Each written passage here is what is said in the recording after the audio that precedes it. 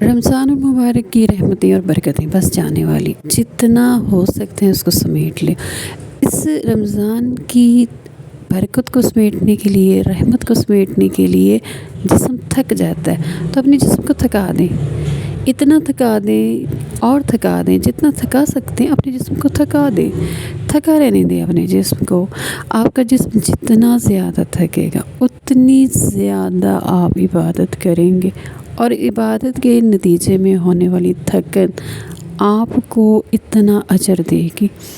پچھلا رمضان یاد ہے آپ کو؟ نہیں یاد نا؟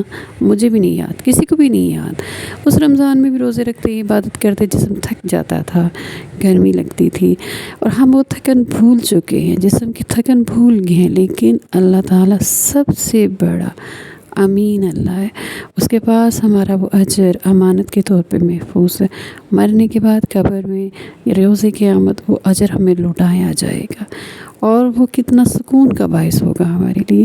تو وہ تھکا دیں خود کو، جتنا ہو سکتے تھکا دیں، بھول جائیں گے۔ یہ رمضان گزرنے کی چند دن بعد آپ سب بھول چکے ہوں گے۔